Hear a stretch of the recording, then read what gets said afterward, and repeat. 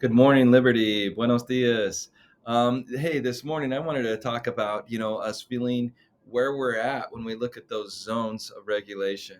I was thinking in particular about when we get to something hard, when we find something that's hard to do. For us, that might be something as simple as writing or reading. I remember when I was first trying to learn how to read, it was very difficult for me.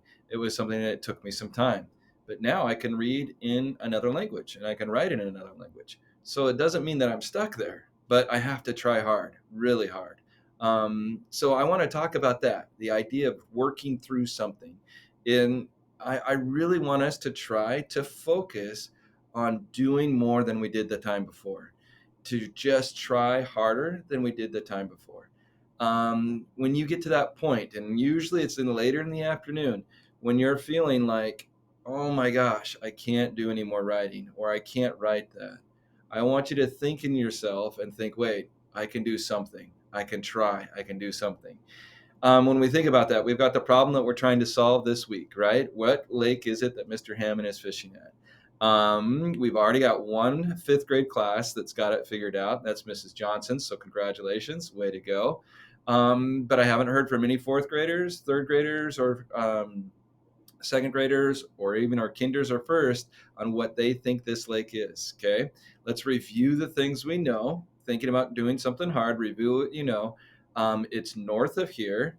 It's and I'm going to add a direction to this. It's northwest of where Costco and Target is, and we have the number 7 because of 7 lakes. I'm going to give you that clue. So it's one of the 7 lakes that's up there in that northwest corner, just northwest of Target. We know that it has a word in there that relates to some hobbies I have. And I'm going to give those hobbies down, break them down into 3.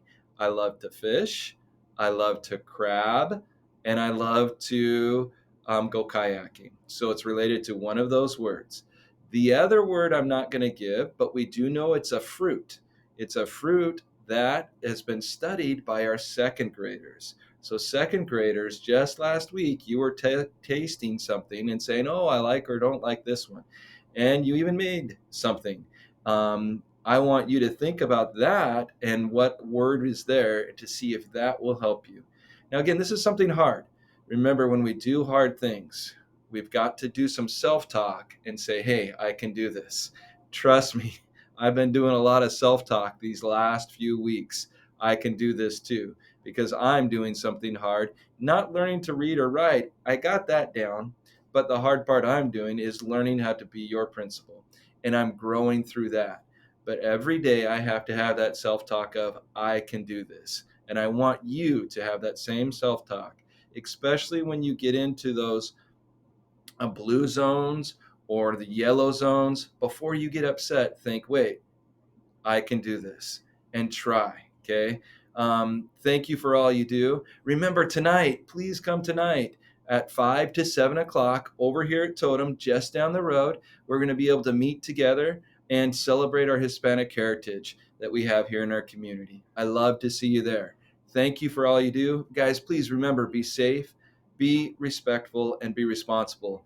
I'm so grateful for every chance I get to interact with you. So please remember to say hi to me and give me those guesses if you've got them about the lake I'm sitting at. Have a great day, and let's go ahead and prepare for the flag salute. Please stand for the Pledge of Allegiance. I pledge allegiance to the flag